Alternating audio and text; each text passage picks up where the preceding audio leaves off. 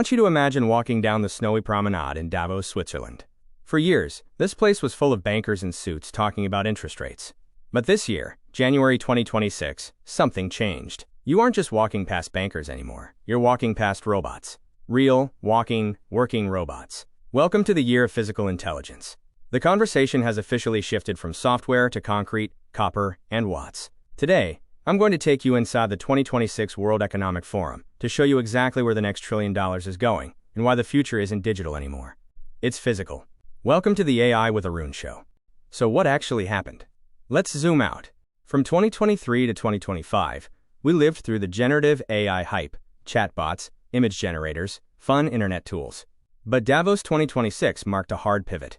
We have entered the era of industrial AI. The mood in the mountains wasn't just optimistic, it was brutally realistic. The tech giants realized that to make AI smarter, they can't just scrape more internet data. They need to build massive physical infrastructure.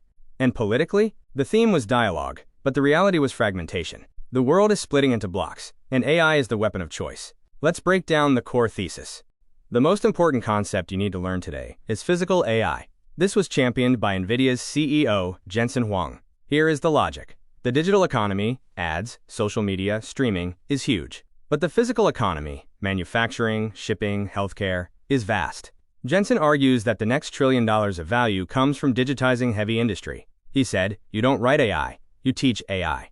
Meaning, we aren't programming robots with code anymore. We are training them like apprentices. They watch, they learn physics, and they do the job. This is the ChatGPT moment for factories. I mentioned robots on the street earlier. I wasn't kidding. The Davos Promenade was turned into a robot city. You had Agibot from China showing off humanoids that can plan complex movements. You had Swiss robotic dogs from Anybotics, designed to walk into dangerous mines so humans don't have to. But here is the tech breakdown. These robots aren't connecting to the cloud for every decision. That's too slow. If a robot trips, it can't wait for a server in Virginia to tell it how to stand up. We are seeing a massive shift to edge AI, putting the brain directly inside the machine. This is where the hardware war is really happening. Now let's talk about software. If you're using AI, just to summarize text, you're behind. 2026 is the year of the agent. What's the difference? A chatbot waits for you to ask a question. An agent has a goal and goes out to achieve it. Salesforce CEO Mark Benioff showcased this with EVA, an AI that ran logistics for the conference autonomously. The scary part? Corporate leaders are being told to act like dictators to force this change. Why? Because consensus is too slow. Agents don't just help you work, they do the work. This is changing the structure of every company on Earth.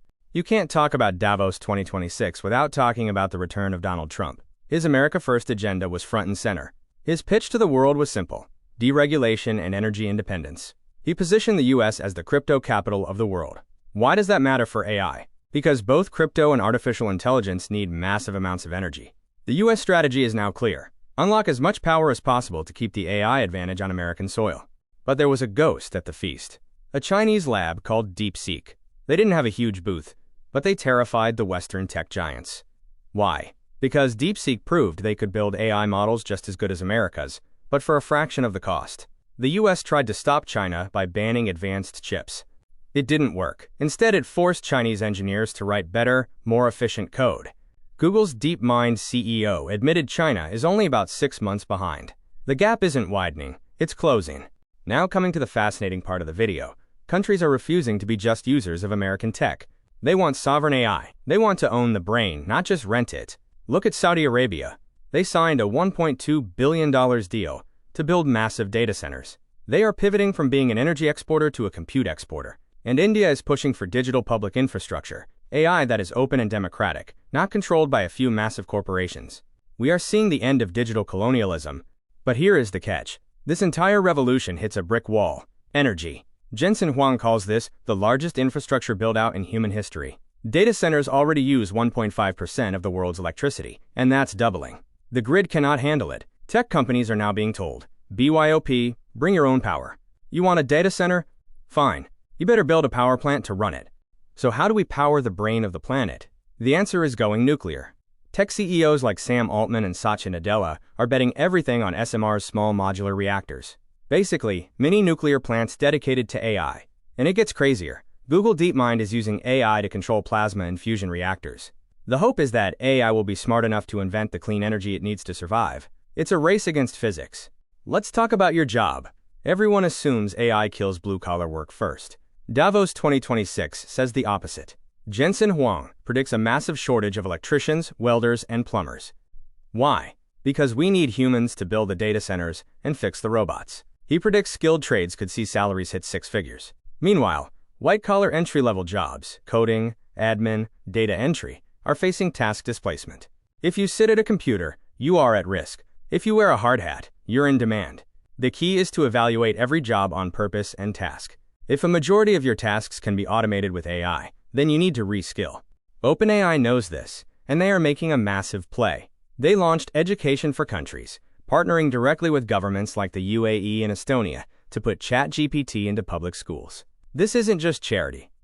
It's a lock-in. They are training the next generation to be AI natives on their platform. The goal is to reskill 1 billion people by 2030. If you aren't learning how to command these agents, you are falling into the skills gap. It wasn't all good news. Jamie Dimon, CEO of JP Morgan, dropped a bomb. He warned that if AI deploys too fast for society, we could see civil unrest. He admitted his own bank will have fewer employees in 5 years. The danger isn't the tech, it's the speed. If we automate 20% of jobs in 2 years, society breaks.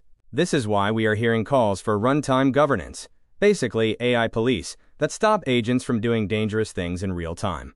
But let's look at the bright side. The most exciting work isn't in chatbots, it's in science. Leaders from Novartis and DeepMind talked about closing the loop. Imagine an AI that doesn't just read a biology textbook, but formulates a hypothesis, runs a simulation, and invents a new drug. Demis Hassabis predicts a 50% chance of AGI, human-level intelligence, by 2030.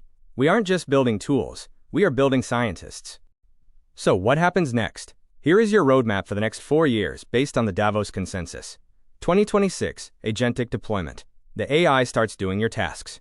2027, humanoid robots enter factories commercially.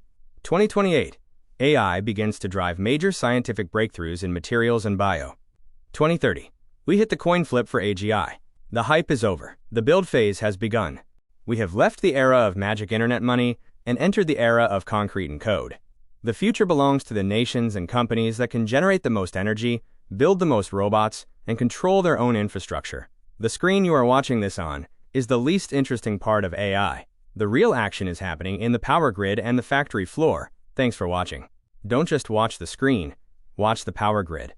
If you liked the video, consider becoming a member and support our work. And please, like and subscribe to the AI with Arun Show.